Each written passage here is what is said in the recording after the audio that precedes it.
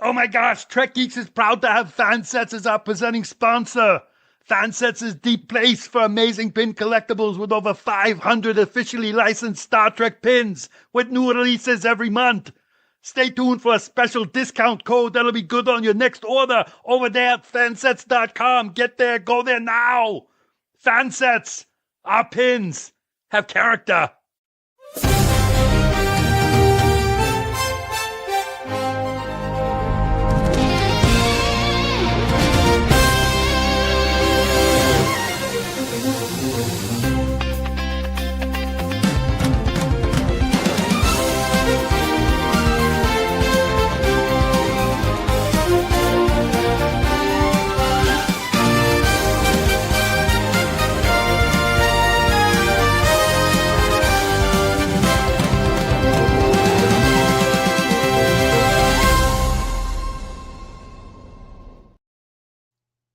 Tonight, we find out which hill we're willing to die on for Star Trek. Good Thursday evening to you, one and all. Bill Smith alongside the very dangerous Dan Davidson for another episode of Thursday Night Geeks from Trek Geeks, presented by FanSets. Did you know that, Dan? I did know that. I would not want it any other way, my friend. I don't know if you watched me backstage during the intro with that FanSets. I was. Impersonation. I was having a blast with it. It's great to see you, buddy. Great to see everybody in the chat already. We're going to have a fun time tonight, man. I know it. I know we are. Dan, as we look at the chat, Christina Werther made it 2 weeks in a row. Wow. And that was sent at 8:02 p.m. That's allowed. That's during the opening theme song. It is. That's, for bathroom breaks and snacks and maybe a large glass of wine when people have to hear you speak. I'm not sure. Truth. It's good to see her. I'm glad she's on time. I'm not, I'm like, should we not give her a hard time about that? No, we'll give her a hard time about it. No, that's great. Phoenix Warp is ready for some hot takes. Hot takes. And when those happen, we'll let you know. We're at 11 years now and it still hasn't occurred. Burley's here, a rainy, dreary night where Burley is, but hopefully there's beer, Burley. Dan Blake Stroik is in the chat. G'day, mate. G'day, all. So, Happy Friday, Blake. That's right. That's so weird. So he already knows what we're going to talk about if it's Friday already. Right. Ross is here. Ross, welcome to Thursday. Steve, we knew it was you. I was just reading the screen name because it sounded cool. Please. And Steve, we're glad you can be here for this one because I know you've been avoiding the Starfleet Academy ones. So it's good to have everybody here tonight. Dan, tonight we're going to talk about I don't want to say controversial opinions because I don't think the opinions themselves are controversial. No. But we're going to talk about things that maybe run us outside the mainstream of what most Star Trek fans think. Yeah, I think it's a great idea. You came to with this idea to me a couple of days ago, and I thought it was good. And like I said, there are things that are going to generate a lot of conversation, but they're not earth-shattering, oh my God, type of opinions with regards to Star Trek. And I like how we're doing this because you see this a lot now on social media. I'll die on this hill, and then they'll give an example. Prove me wrong. And then there's all kinds of comments. So it's kind of like a social media aspect of it with what we're doing tonight, but with Star Trek. So I know it's going to be awesome because you're here. Oh, thank you. And you're here too. Ryan made it in the chat. He's like, hey, Geeps. Here we go. Blake is only here for the terrible attempt at the Aussie accent. Now, I don't know if I've explained this to everybody before. My Aussie accent has gotten better, but if you really want to sound like you're Australian, mate, you say the words "rise up lights," and you say it together real fast, like there's no spaces, like "rise up lights," and it sounds like you're saying razor blades. It does. It It does. does. That's a very good accent. The company I work with a lot of people from Australia. So I talk to a lot of people from Australia. A lot of my teammates are in Australia. So I hear the accent all the time. And I can tell you, theirs is a lot better than ours. I mean, that's true for pretty much everything. Right. Dan is clickbait for sure. Yeah, that's right. So we're gonna talk about some things. We broke it into categories. There's most overrated character. There's it's all in the description for the video. There's something we'd recast. There's the ship design we like the least, and a couple of others. But we're going to go through it round by round. Of course, everybody in chat will have a chance to provide their opinion. What they think fits the category, whether it's their most overrated character or whatever, and we'll share those after we do each of ours. We did a coin flip backstage, and that means Dan will go first in each round. Okay. And that's news to you because I flipped a coin. It's really easy when you go, "Hey Alexa, flip a coin." Right. And somebody's Alexa right now is flipping a coin. I think that's across the planet, maybe even down there on Friday in Australia. Yes. Trek fan 04, what up? There was a panel at Trek Long Island last year on a similar topic. Most opinions had several supporters. Well, we don't want to say that, we kind of did this topic ourselves once before on Trek Geeks, just with a different name. Right. But I liked this name better, and I thought it looked better on a card. So, Blake's off for the day. Blake, have a great day, buddy. We're really sorry about that accent, man. I'm not, but we hope you have a good day anyway, buddy. So what we're going to do is we're going to reset the table real quick. And in lieu of tonight's topic and the artwork for it, there may be a particular mountain which looks familiar in this segment break. We'll come back and kick it off after we catch up on a couple of things. So stay right there. Don't go nowheres, yo.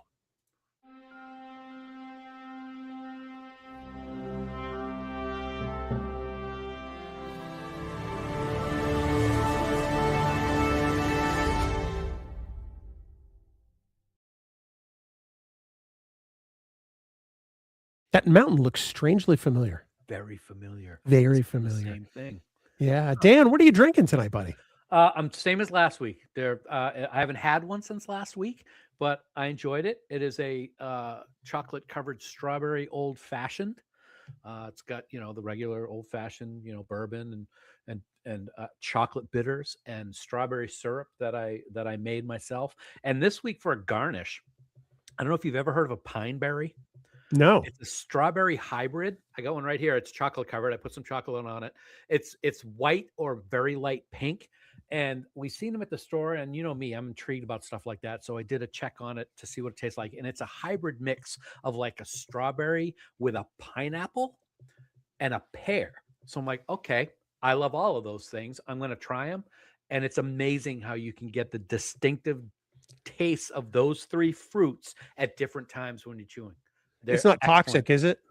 Not at all. That's unfortunate. It's really, they're really good. If anybody has ever ever see them, trust me, they're great. Yeah. Dan, a first-time Thursday night viewer. It's good to have you here. I don't think we've seen you since Trek Long Island 2 years ago. Wow. I think it was Trek Long Island. I don't remember. Correct me if I'm wrong, but we're so glad you're here. So yay, Thursday night. So great. The Thursday night crew is the best. I just want to throw that out there. You all make this so much fun to do, and we're so glad everyone's here. So, Dan, quick programming note. Next week, we will not be here, and that's largely because I'll be traveling. So I had a trip scheduled to Las Vegas with a couple of friends for months. It's already paid for. I'm going. It's probably my last chance to see the band Chicago while there's still one original member left, and he's 79 years old. So we went last year, had a great time, And I figured I wanted to get one more in before the band is just a bunch of nobodies that I've never heard of. So, Right. so that's where I will be next week. And then we'll be back in 2 weeks with another scintillating topic, or if Dan can find a guest, we'll see.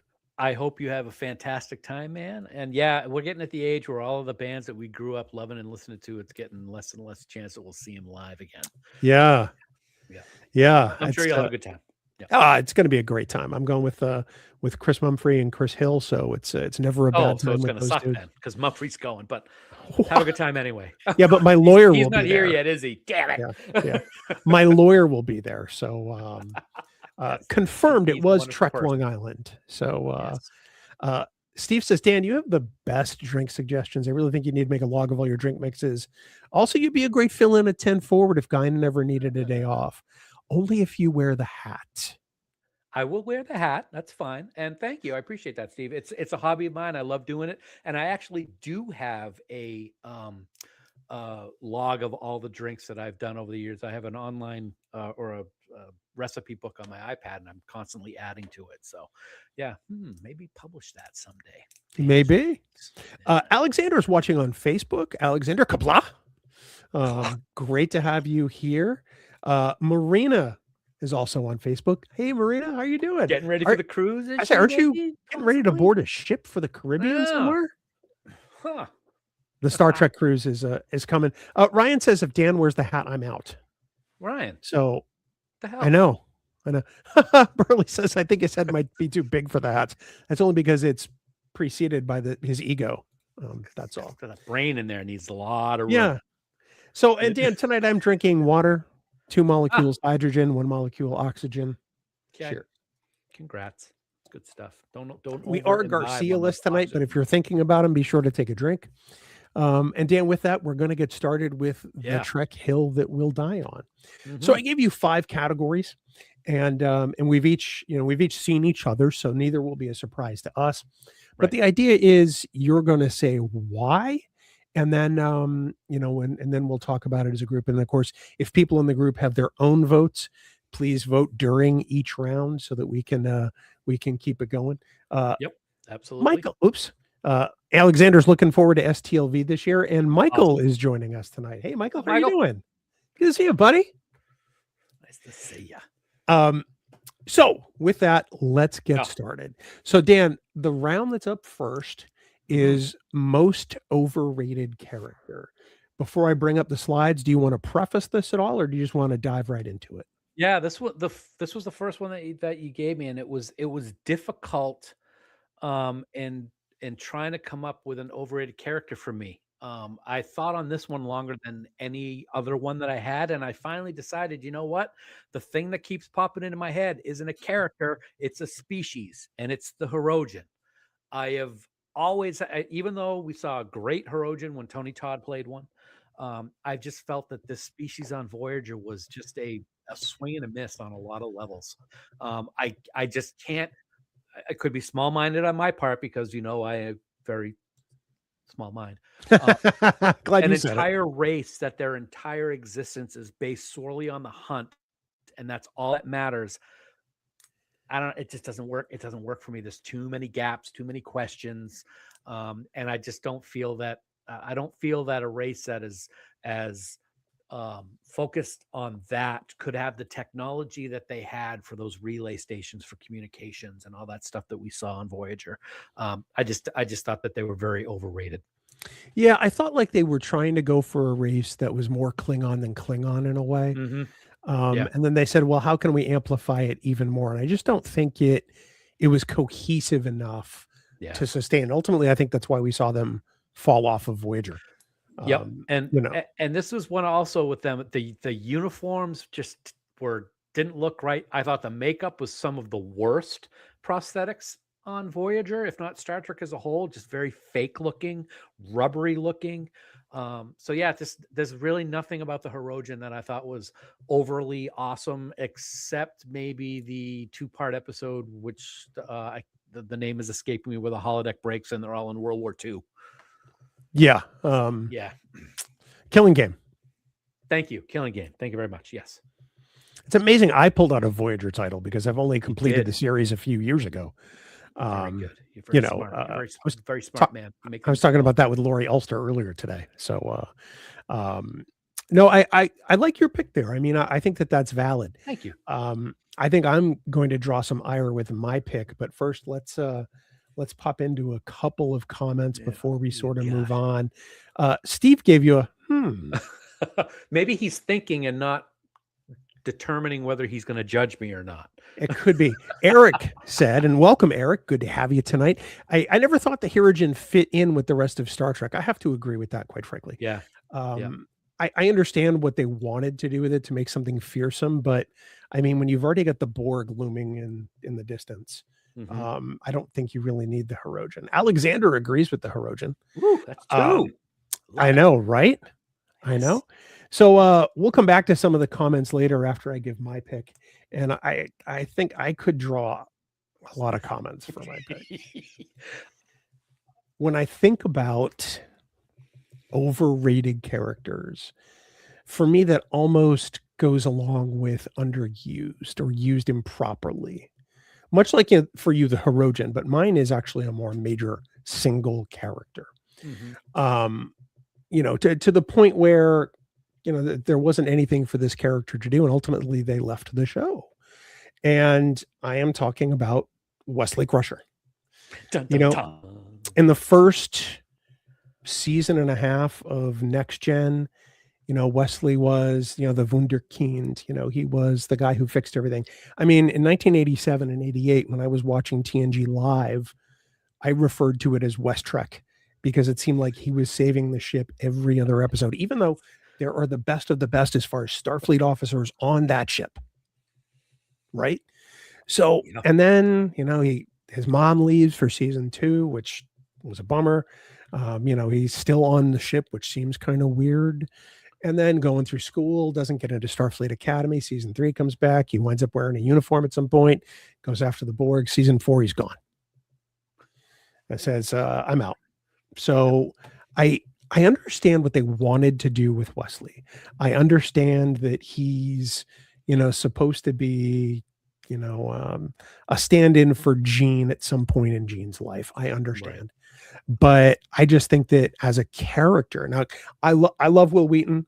You know, I love what Will is doing. I don't have any problems with the way he portrayed Wesley.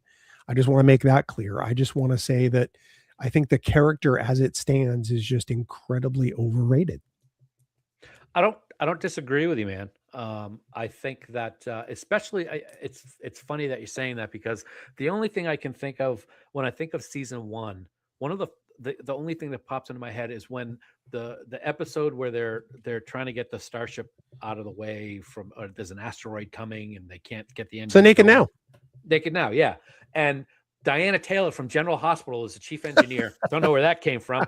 And then there's another gentleman, an Asian gentleman, I think he was, and they're under the spell of whatever that. And he's got isolinear chips, and he's just throwing them up in the air with this goofiest ass look on his face. And Wesley's doing all the chips, blah, blah, blah, Tchaikovsky, and then saves the day. That's what I think of Wesley as, especially in the first season. And that's not necessarily a good thing. I'm with Starfleet. We don't lie. I mean, come on. You have to have a deeper voice than that. I mean, he was really tough there. I mean, he could have been something. He just never really became it. And there's a lot of Wesley bashing out there. I actually went and looked for my Wesley Crusher sweater before we came on to broadcast tonight, because I knew that this was your pick, but I couldn't find it in the unpacking that we've been doing since the move. But I don't disagree with you, man. And I have not seen a whole lot of hate for your choice in the comments yet. You know, Alexander says, I think Wesley was wasted. He could have been a great character if his life experience was expanded. You know, I think that's spot on. Sarah is here from Space Crime Continuum, that fantastic podcast on the Trek Geeks network. Probably the best one. Probably at this, well, tied with Sci-Fi Sisters. Oh, right. Right. And big sci-fi podcast. Everybody and anything it's not Trek Geeks. Most overrated is Wesley. I'm telling Haley you said that. I'm in the shit now. Ryan says, wait, who rates Wesley anyway? Very good. I do, because I am that guy. Steve said, oh, I thought you were going to go with Beverly Crusher. Never. Never. I love Beverly Crusher. He's awesome. As far as overrated characters, we've got a couple of votes for a Borg Queen. Ryan, I think said, was it Ryan who said the Borg Queen? No, Ryan, yes, Borg Queen, yes. all of them. All of them. Yeah. No one can compete with Klingon that. warriors. We got a second from Eric, Borg Queen being overrated. I can respect that. Christina, wait, I got two follow-ups here, one from Steve and one from Christina. Do you think Wesley is the reason why Nog had his late DS9 arc? I don't. I think that was to really give Nog a reason to stand out, that Nog had really grown. Yeah. And I think that it was important in the scope of Deep Space Nine and in Star Trek altogether. And we've talked about the fact that Nog has the most complete arc of any character in Deep Space Nine, easily, if not all Star Trek, with what they did with him and what we saw. And Christina says, you don't think Prodigy improved his character arc? Yes and no. They essentially made him Doctor Who for Prodigy. And I wasn't bowled over by that. I thought it was a little more substantive, but Wesley seemed a little batshit crazy. I'm not going to lie. Probably easier to do that in an animated setting than necessarily a live action one. Then, of course, he did come back for one cameo appearance at the end of Star Trek Picard season 2. Before that, yeah. So, yeah. Yeah, and that was okay. I mean, we expected that as a traveler, but I didn't expect him to be part of, and Gary Seven to be part of the same outfit. Yep. No, it was okay. But yeah, overrated. It's not wrong to say it was an overrated character. And that's one thing, like I said, it's character, not the person portraying him, not the actor or anything like that. Yeah. Absolutely. So that's round one. Dan, we're going to move on to round two. Yes. And this round is an episode that is pretty much universally loved by fandom that you don't love in particular. Yeah, this one's going to get a lot of hate from me. And I think this is one that really can be unique to every person. I think everybody has one that they hate. Or I don't want to say hate. Everyone has one that they don't like as much as everybody else for whatever reason. And before I bring up the slide, do you want to talk through kind of how you went about thinking about it? Yeah. I'm sure that as soon as we talked about what this topic was, I know anybody who's listened to Trek Geeks or watched us knows what everybody thinks you're going to say. I'm not even going to get into that yet. Oh, we'll get to that later.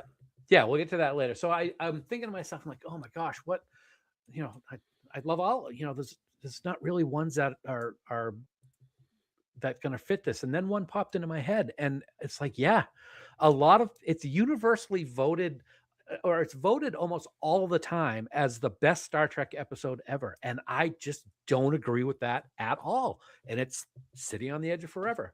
Don't get me wrong. I like the episode. I love the Guardian idea. Love when the Guardian came back in Discovery. Thought that was fantastic. It's just not one that I love. It's just not one that I love as much as everybody else seems to love. It's a romance story with some science fiction thrown into it. To this day, I don't know why it consistently ranks as the number one episode in Star Trek history. I don't get it. And that's not bashing the writers or the actors or anything like that. It just doesn't, I don't grab onto it the way other people do. No, I can appreciate that. I mean, I've never really had it in my top 10. It's a good episode. It's a solid episode.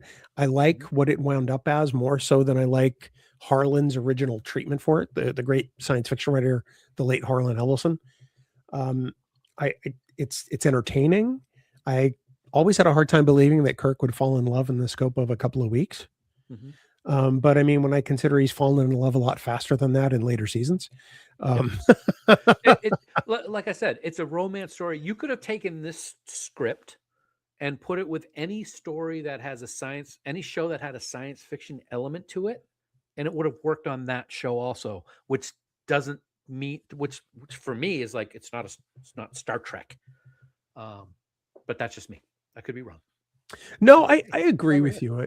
I mean, it's top tier science fiction. As Trek Fan 04 says, it's a good episode. I agree. It's overrated. Good sci-fi, but not necessarily core Trek. Could easily be an episode from Twilight Zone. Ooh, yes. That sums up exactly what I've been thinking for Yep. years, and I just didn't realize it.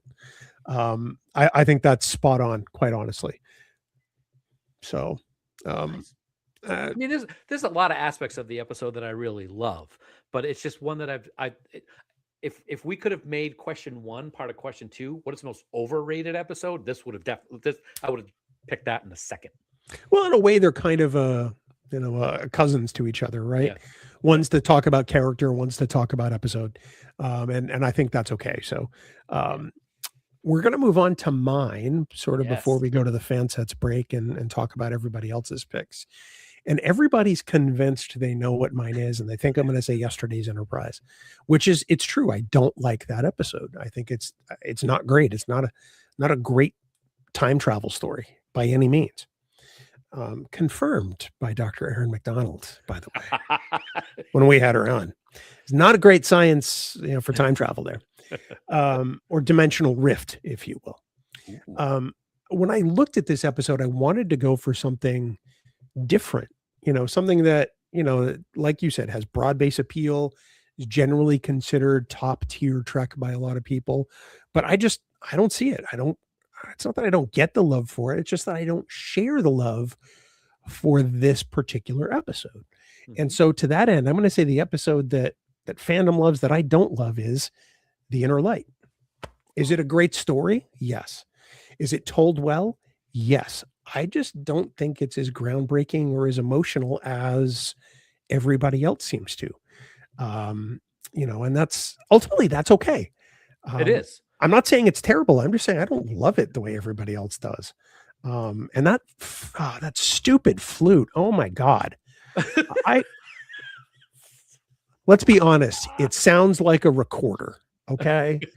And I hate recorders. Dan, by the way, this just in from Trek Geeks Central. We have a Cooley alert in the house. Oh my goodness. John gracious. Cooley is in the chat on Facebook. Wow. What's up, brother? Tonight. It's good to see you. I know Super everybody's coming out of the woodwork tonight. It's amazing. I love it. But it just happens to be one I don't love. And like you said, that's okay. And we've talked about this before. There's nobody's opinion about what they love or what they don't like about Star Trek, which is wrong. Unless you're the knob that was on last week saying that it's not Trek because Kurtzman does it. Screw people like that. That's different. This is completely opposite of that. Because as you may remember, Inner Light is my all-time favorite TNG episode. I know. I absolutely adore this episode. I weep every time I see this, no matter what. I think it's kind of cool that we're getting this difference of opinion on it. And you're not wrong for your reasons. Well, thank you. I appreciate that. I think Ryan's about to have an aneurysm. It's like, no way, didn't see that coming. To be honest, I didn't either. But that's okay. I know. Eric says, don't mind me owning a shirt with Picard's famous quote from this episode on it. My backup quote, because I sent you the two I was thinking between, was actually Tapestry. That's another one I just don't adore. I don't love that episode because largely I don't think it's very good. That's okay. That's all right. This one was a surprise. When I saw your list, I was like, wow, that's going to be a fun talking point. Because I think a lot of fans out there, and again, you're not wrong, a lot of fans out there think of Yesterday's Enterprise and think of Inner Light and think of The Visitor when they think of Best and City on the Edge of Forever. When they think of Best Star Trek, those are episodes that come into mind. And it's kind of interesting that we both picked two that are usually in that list of best. Now, everybody watching and ultimately everybody listening after this goes to the audio version, you all have episodes just like this that a bunch of other people love and you just don't like or don't love nearly as much. What are they? Eric says Tapestry is a good one, but I agree it's not exceptional. Ryan says agreed on Tapestry. I agree with it as well. Yes, I do agree with it. Christina says, hey, now I have the flute. That's what she said. So I have been watching The Office. So there you go. That's what she said. Oh my goodness. That's I can't wait to tell Kelly about that. That was perfectly timed, Dan. Perfectly timed. So that's kind of how the rest of these are going to go. I'm not going to try to buck the standard of Yeah. Annoying fandom every other time. When we come back from the FanSets break, we're going to talk about episodes that are considered bad, but we secretly love. Mm-hmm. Or maybe not so secretly, because that's also a possibility too. But Dan, we want everyone to stay right there because, of course, we are going to come right back. Don't go anywhere.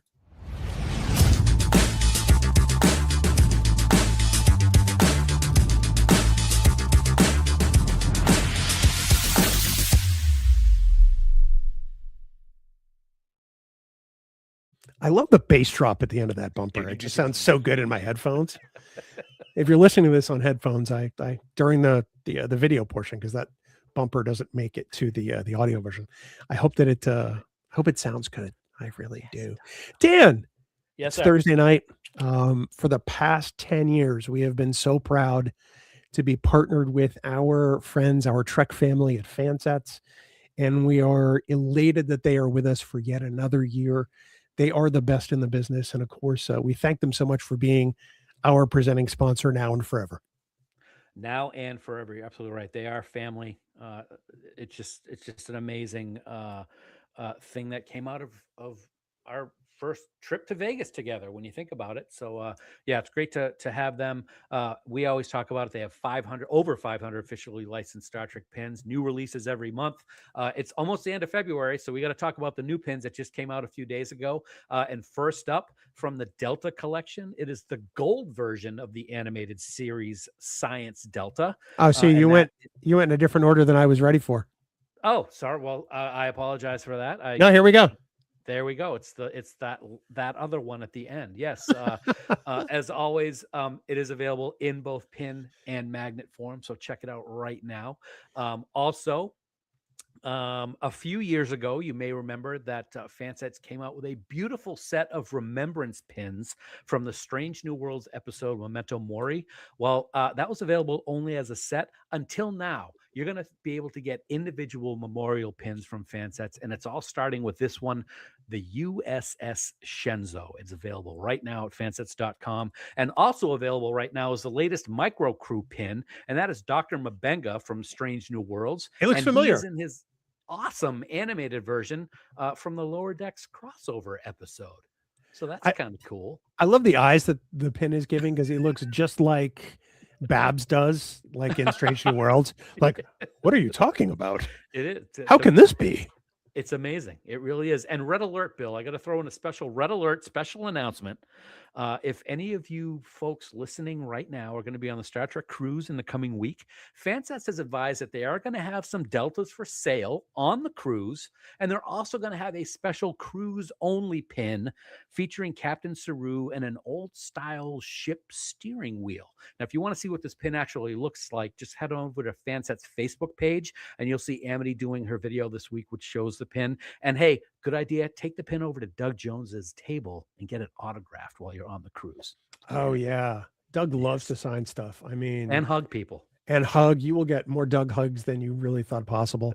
Of course, Doug and the rest of the Cool Waters team on board the ship as well, which is fantastic.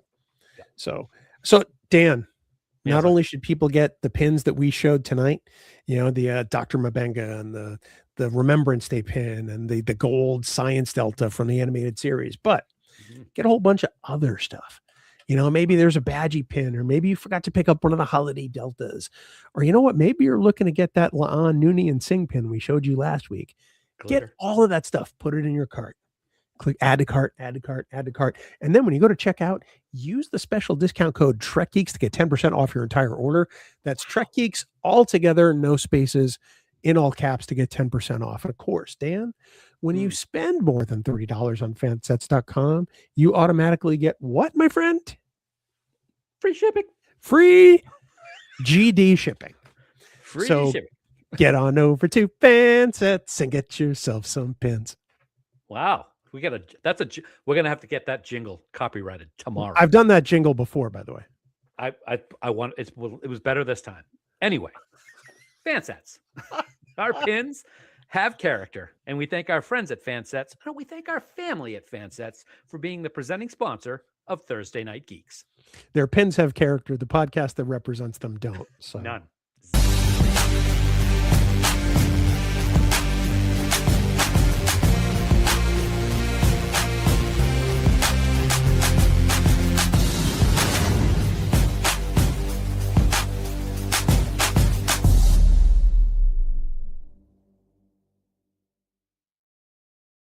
And we're back. Yeah. I'm gonna say that little break that we just played kind of reminded me of Tron, didn't it? That was kind of the intent. Yeah. That's kind of cool.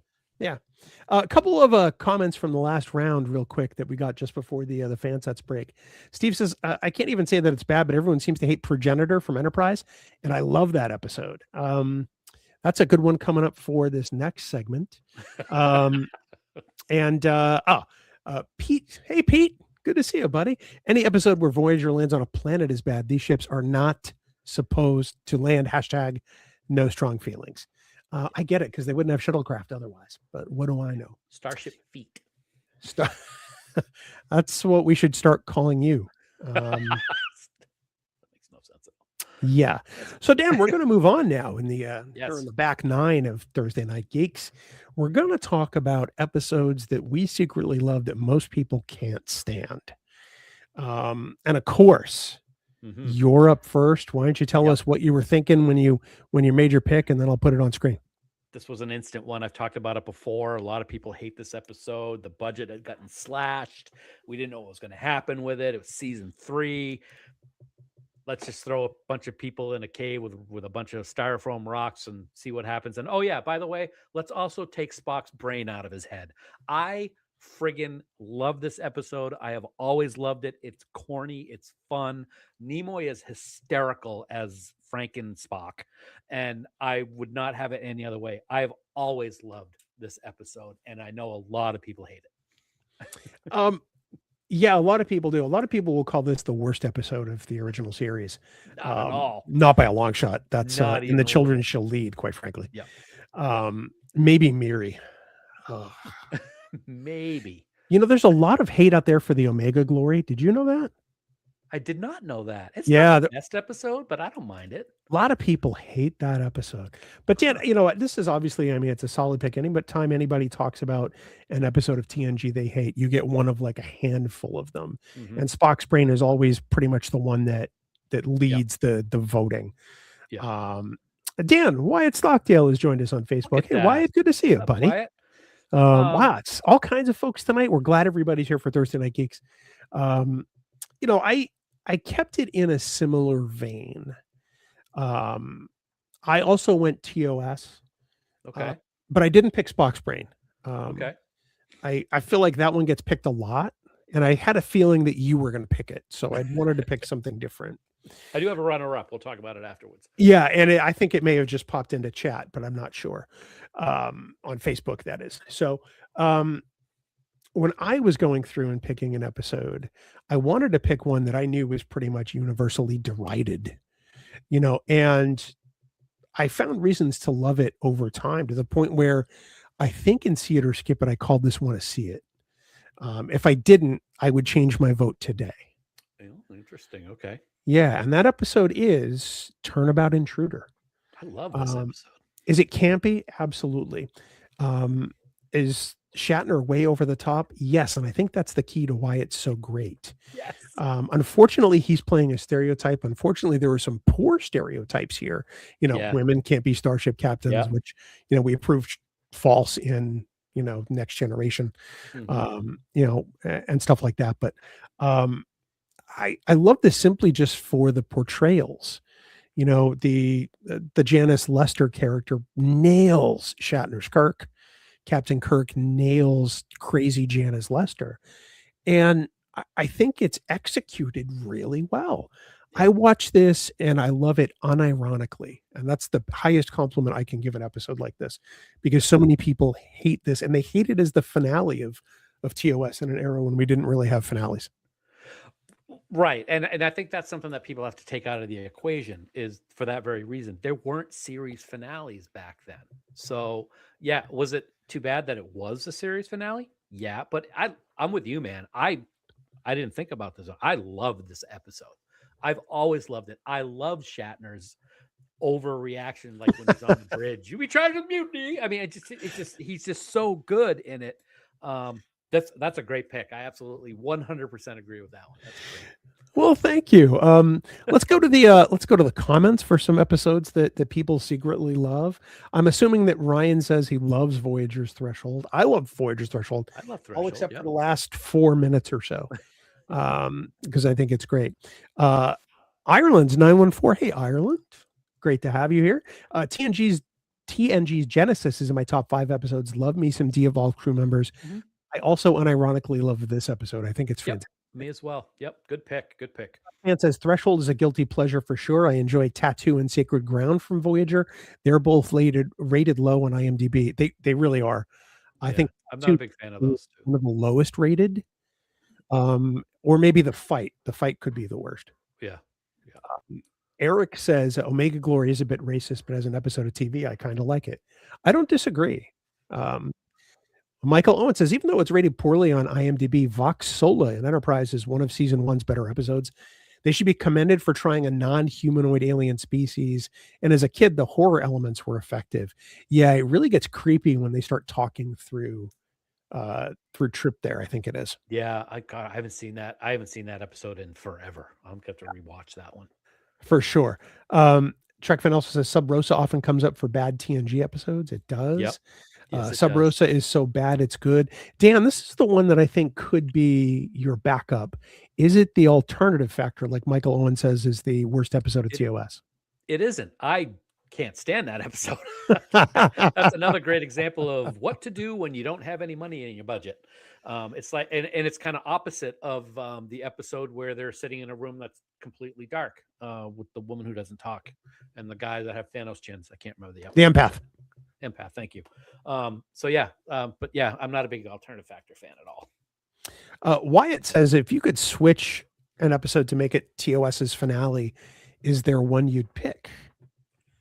I'd have to think about that because there really isn't one that you would do as like a send off to a series.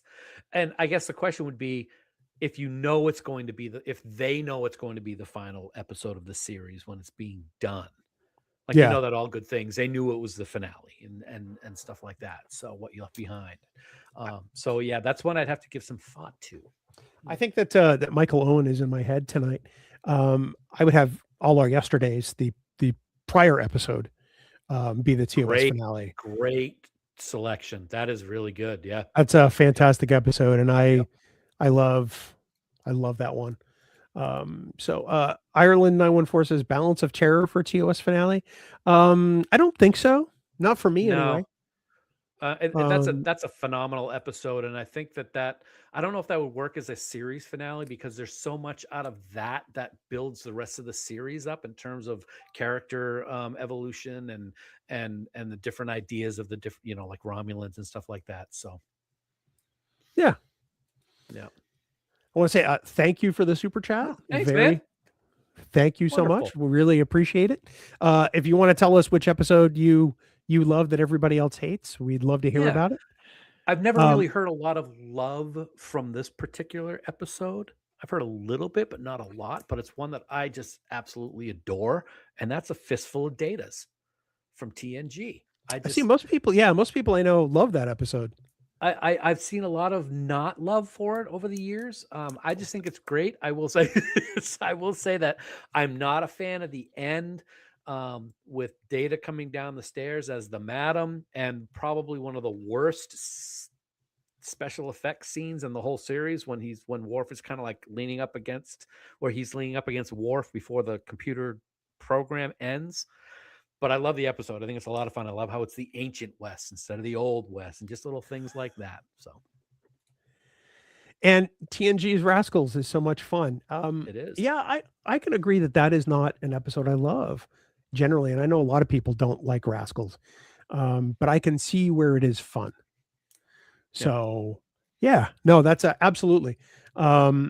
I do think that the kids nail the portrayals in that episode. The kids do the hardest work in that show. Absolutely. Quite frankly. They get to jump on beds too. So that's always cool.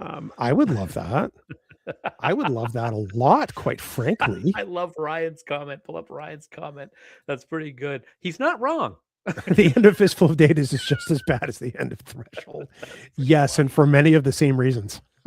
Kind of interesting if at the end Data turned into one of the lizards and ran out of the saloon. That would have been even better. Eric is joining us tonight on Facebook. Eric loves the Royale from season 2 of TNG. We love that episode. We did it as our Vegas preview episode, I think year before last. And I used to not like it. And then after talking about it, I went and rewatched it and had a much better appreciation for it. Marina loves the Thaw. That's the Voyager episode with Michael McKean as the clown. Yeah. I love that episode. It's a good episode. Largely because of unlike Threshold for the last 4 minutes. I love that episode. Yes. Janeway's so good. I'm scared. I know. Dan, we're going to move on to the next round. I think this is round 4, I believe. Mm-hmm. And this is ugliest ship in Star Trek. Yes. This is one that took me a bit, and I had it down to 2 selections. You gave me yours pretty damn fast. Oh yeah. Ever since I first saw it, I'm like, that is the dumbest looking starship I have ever seen. And I'm pretty sure, because I've seen so much Star Trek over the years, that the first time I ever saw it was in the finale of The Next Generation. And that's Beverly Crusher's ship, the medical USS Pasteur. That is, okay, folks, look at that. That is dumb. It looks like a golf ball with a couple of nacelles strapped to it. I mean, it just... It also looks like an Air Jordan turned upside down. It does. With a couple of nacelles and a kickball. Yes. I think it looks clunky. And I know that there's been fan representations of this type. I forget what it's an Odyssey class. Daedalus class. Thank you. Daedalus class. Of what like TOS versions of the starship looks like. And no matter how much lipstick they put on it, it's still a pig. I just think it is just that. And I'll talk about my runner-up afterwards for the same reason. It's clunky looking. You wouldn't think that when you see ships as sexy and streamlined as some of the things that we see in Star Trek, that you could have something like that. It's like when you see an old like 54 Edsel or something like that, you're like, where are the aerodynamics in that thing? Yeah. And that's what I think of when I look at a ship like that. You're not wrong. There's nothing about this ship that looks cool. No. Even the deflector is in an odd spot. You know, you see it down here, sort of by the on the lower part of this. Almost looks like BB-8 upside down, right? So if you look at this is the deflector. It's very weird. It's almost as bad looking as Beverly's makeup in this episode. Oh, did I say that? I'm sorry. Wow, which is not Beverly's fault. Okay? It's not Beverly's fault at all. No, it's not Beverly's fault. I put the Daedalus class right up there with the Excelsior class, which I'm not a fan of. I never liked the look of the secondary hull, and I think that's what leads clunky the way for me on the Daedalus class. I never liked it. So I think that's a solid pick. There's a lot of great picks in chat right now, which we'll get to after mine. I had 2, and I'm going to talk about my backup one first because I think Steve brought it up. Let me find it. And my backup was the Enterprise J. I have never liked the design of that ship. I never understood it. It looks like it just would fall apart. The saucer is on. I mean, the nacelles look like matchsticks, and so do the pylons. And it's got this giant freaking saucer section. Yeah. And it looks like a stick figure with a giant head, kind of like you. My pick was almost the Enterprise J, Steve. Instead, my pick, and I know some people are going to love my pick of this, is actually the USS Discovery. I think it's the ugliest hero ship of all of the shows.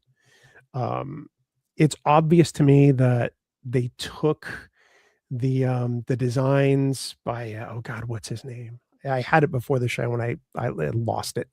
But it was obvious to me that this was not Matt Jeffries' design. The guy who did all the Star Wars stuff, and I can't think of his name now, but this ship does not look good from any angle. There's a reason why they show it a lot from this angle, because it's the least offensive of them. Where when you take like the TMP movie Enterprise, the refit, it is gorgeous no matter how it's lit, because it was built to be on screen. They You can light it any way you want to. The ship looks glorious. It's got great lines. The Discovery looks like it was just sort of kit bashed, and then we're supposed to believe that it's got all this space inside when it's a small ship by comparison. Yeah. And I never understood the rotating outer ring. I thought that was dumb. And yes, Steve, thank you. Ralph McCory was the name I was searching for earlier. This was, from the concept designs for Star Trek Phase 2, and they decided to use it for Star Trek Discovery. And it's like, ugh. So, I'm not, this is not me trying to bash Discovery. This is not me trying to crap on anything that Alex Kurtzman has done, because that's not the case. Right. I just think that this ship as it is, no matter the configuration, whether it's pre-TOS or 32nd century, is fugly. Okay. So yeah.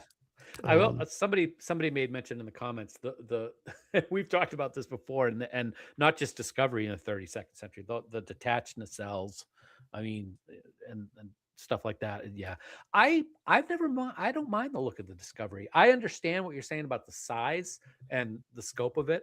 I've never really had a problem with it. It's very thin though.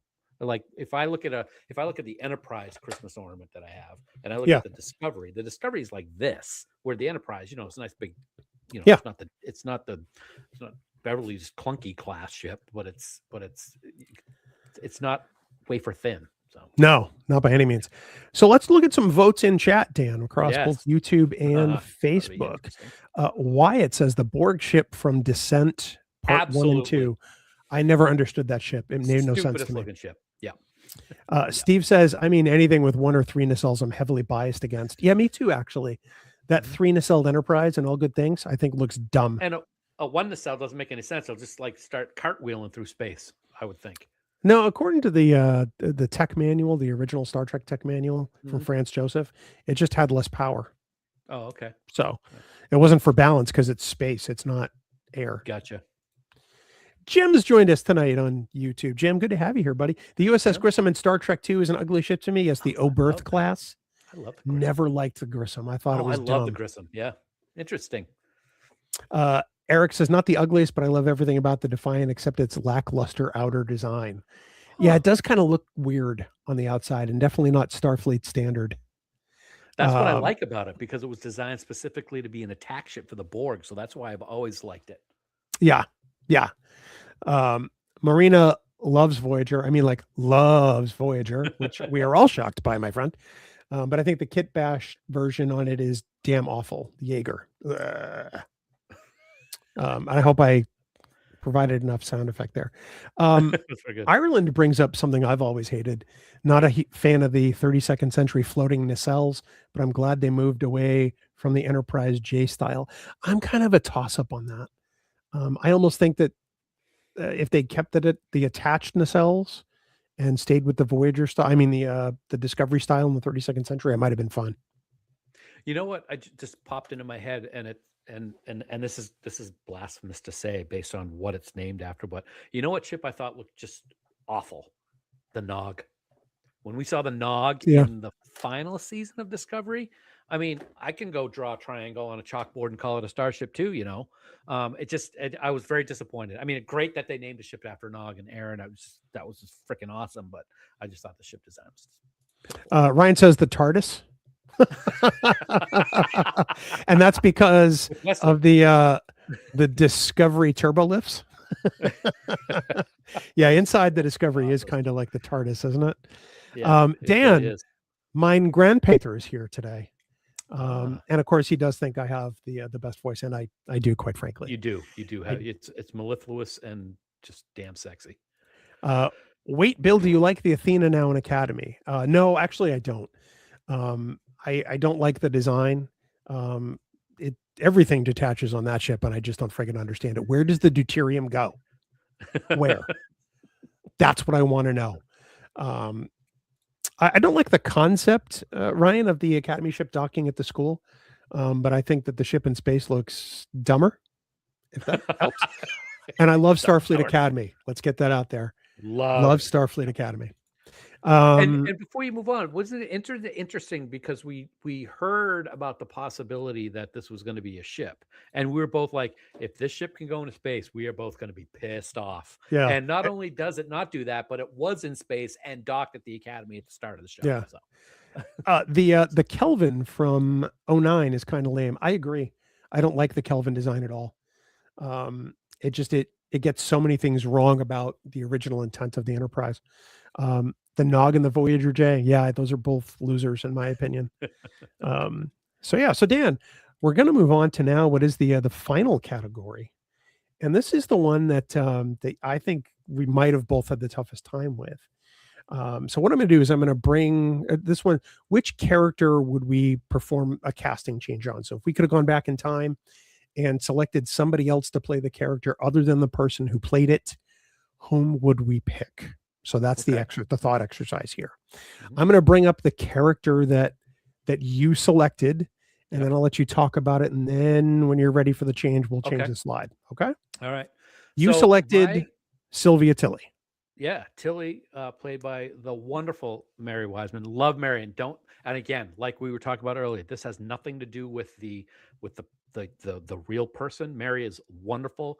I love her. I love what she did with Tilly. But thinking about different as I sat there and talked in my head about all the different characters in Star Trek, like I've always said, nobody else could have played this person. Nobody else could have played this person. And I was just like getting lost in characters that just can't be recast in my mind. And then I thought about Tilly and I said, you know what? Mary did a fantastic job, but looking at her and looking at this other actress that I chose as to be recast as, I see similarities in them a little bit. And I really think that this actress could have done something with the character that would have been really great also. So my recast for Tilly would be Bryce Dallas Howard. Something about this actress I absolutely adore. Maybe I picked her because they both have red hair. I don't know. But when I was thinking about it and I came up with Tilly and thought about Mary, she popped into my head and it stuck with me. So I went with my gut and I said, I think she could do some great things with this character. I've loved pretty much everything she's ever done. And so that's my pick. I really don't have any other reasoning other than I just really think she would have filled the role really well and done a good job. That's interesting. I don't know that I've actually seen anything she's ever been in. I know she's directed episodes of The Mandalorian and Ahsoka, I believe. She's in the Jurassic World movies. Yeah, I haven't seen those. Yeah. So, because I like her. Yeah. Because I can't stand Chris Pratt. He's a terrible actor. He is. Chris Pratt, great at comedy, terrible at action, terrible at adventure. He's got all the range of a Daisy air rifle. With a bad CO2 cartridge, by the way. Nice. Nice. But I can believe that. I mean, she's got pretty decent lineage. I mean, her father is a great director and a decent actor. Absolutely. So I think that's a great pick. I think it would have been interesting to see. And again, we love Mary. We love absolutely. We love what she did with Tilly on Disco.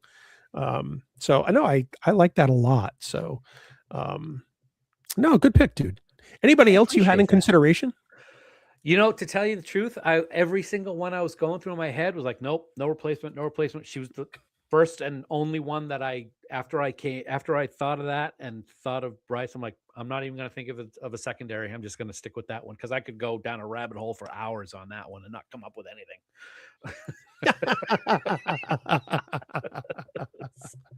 I love it. So let's move on to mine. Of course, everybody feel free to put your selections for characters in the chat, and you feel welcome to give feedback on if you'd recast Tilly as well or any other character.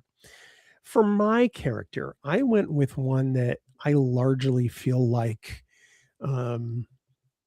just the show would have been fine without. And I know that's a bold statement, right? I looked at this character and it's like, well, if I rethink some of these episodes or some of these scenes, could this show have gotten by without him? And I think that it very well could have. Yeah. It's no secret that I'm not a fan of the actor. While I do like the character, at least as they intended part of it to be, I don't like what it ultimately became. Yes. So let me peel the curtain back, and I'll say right now it's Chakotay. I think that I'm never been a huge fan of Robert Beltran. I don't like particularly what he brings to the character. And I don't like the fake Native American heritage they gave this guy with that charlatan who was acting as an advisor. It's all bogus. Yeah. All bogus. I sat back and I thought, well, who's an actor that could pull this off? So if we're going to create a character with some believable Native American backstory, who probably could seem like he looks more like the part, and maybe doesn't even necessarily need a stupid tattoo on his face. Okay. Which I get the retcon for that later in the series. Don't at me. It's fine. I sat back and I thought, well, who's the guy who I think has done it great in other shows? And I said, well, that leads me to only one person that I could think of that would do this. And that would be Lou Diamond Phillips, who is great in Longmire as a Native American character. Yeah. I think that he would have brought a gravitas to Chakotay that I don't think the character has. Dan, you've been calling Chakotay Commander Mumbles for years. And that is kind of taken on a life of its own here on Trek Geeks. And we always do the Akuchimoya. Don't want to disappoint anybody there. So I do think that in the hands of a different actor who I think probably would have had a little more cachet to throw some weight around and say, this character wouldn't do that. Yeah. That backstory makes no sense. I think that Lou Diamond Phillips would have been a fantastic pick for Chakotay, quite frankly. I love that pick. When you shared that with me earlier, I really thought that was a great pick. If I was going to pick Chakotay to be recast, I think I would pick Gil Birmingham, who played Thomas Rainwater in Yellowstone. Oh yeah. Phenomenal Native American actor who I really grew to respect the character and what he stood for watching Yellowstone. And I think he would have been great in this role. But Lou Diamond Phillips is a great pick. That's really, really good, man. I like it. I kind of had a feeling when you gave me the list that you were going to pick Chakotay. I wasn't 100% sure, but I kind of thought you might. Gil Birmingham's also great in the few appearances he makes on Parks and Recreation, the comedy with Amy Poehler. He plays the chief of the Wamapoke tribe, which borders on the little town of Pawnee, Indiana, and he is hilarious in the show. So he gets to play a character who is very different from the one he played on Yellowstone, which I was going to say, fantastic. Because I can't see him in a comedic role because he's so serious in Yellowstone and so good. Oh yeah, for sure. Now, interesting to point out that there were some folks who pulled Chakotay before I let the cat out of the bag. Ireland, you'll have to let me know what you think about my Lou Diamond Phillips pick. Because Ireland says, though I'm not sure a different actor could have improved the character for me. Not so wrong. Yeah. Steve says Captain Archer replaced with anyone but Scott Bakula. LOL. I like Bakula, but still feel like somebody else could have been the first captain. Interesting. That's very interesting. Sigourney Weaver is Janeway. Wow. Interesting. That's very. I like that. I don't think that would have ever worked though because of her affiliation with Alien. I don't think people would have bought it.